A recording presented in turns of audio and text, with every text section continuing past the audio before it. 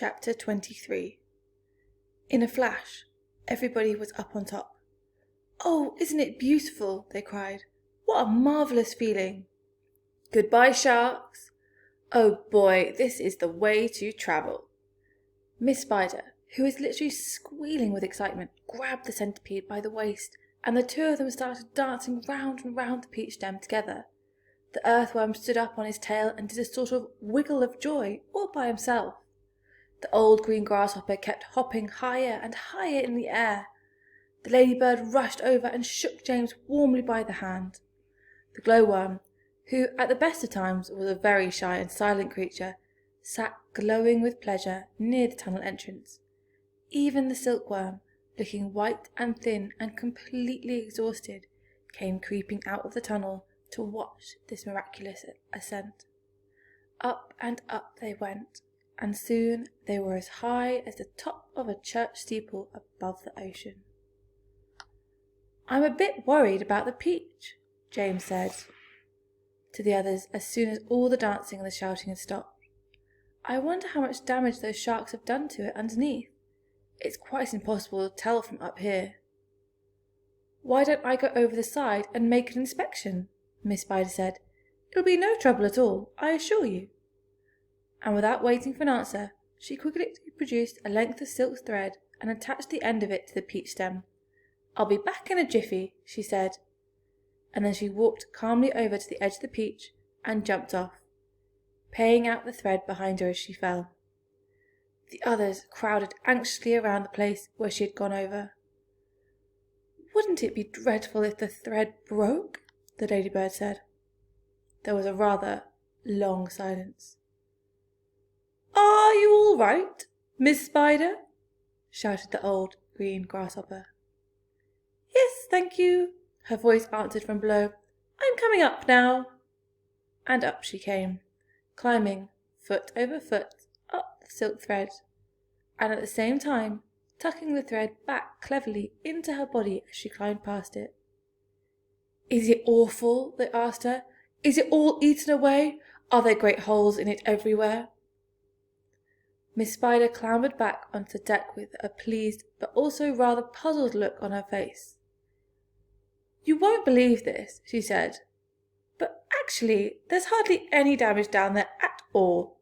The peach is almost untouched.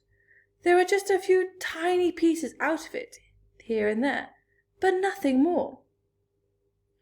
"You must be mistaken," James told her. "Of course she's mistaken," the centipede said. "I promise you I'm not," Miss Spider answered. "But there were hundreds of sharks around us. They churned the water into a froth. We saw their great mouths opening and shutting." "I don't care what you saw," Miss Spider answered. "They certainly didn't do much damage to the peach." "Then why did we start sinking?" the centipede asked. "Perhaps we didn't start sinking," the old green grasshopper suggested. "Perhaps we were all so frightened that we simply imagined it." This, in point of fact, was closer to the truth than any of them knew. A shark, you see, has an extremely long, sharp nose, and its mouth is set very awkwardly underneath its face and a long way back. This makes it more or less impossible for it to get its teeth into a vast, smooth, curving surface, such as the side of a peach. Even if the creature turns onto its back, it still can't do it, because the nose always gets in the way. If you have ever seen a small dog trying to get its teeth into an enormous ball, then you will be able to imagine roughly how it was with the sharks and the peach. "It must have been some kind of magic," the ladybird said. "The holes must have healed up by themselves." "Oh, look, there's a ship below us," shouted James. Everybody rushed to the side and peered over. None of them had ever seen a ship before. "It looks like a big one. It's got 3 funnels. You can even see the people on the decks. Let's wave to them. Do you think they can see us?"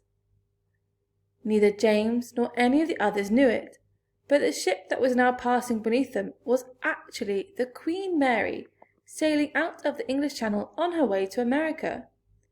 And on the bridge of the Queen Mary, the astonished captain was standing with a group of his officers, all of them gaping at the great round ball hovering overhead. "I don't like it," the captain said. "Nor do I," said the first officer. "Do you think it's following us?" said the second officer. "I tell you I don't like it," muttered the captain. "It could be dangerous," the first officer said. "That's it," cried the captain. "It's a secret weapon. Holy cats! Send a message to the Queen at once. The country must be warned. And give me a telescope." The first officer handed the telescope to the captain. The captain put it to his eye. "There's birds everywhere," he cried. "The whole sky is teeming with birds. What in the world are they doing? And wait a second. There are people on it. I can see them moving. There's do I have this darned thing focused right? It looks like a little boy in short trousers. Yes, I can distinctly see a little boy in short trousers standing up there. And there's a sort of giant ladybird." "Now, just wait a minute, Captain," the first officer said. "And a colossal green grasshopper." "Captain," the first officer said sharply. "Captain, please."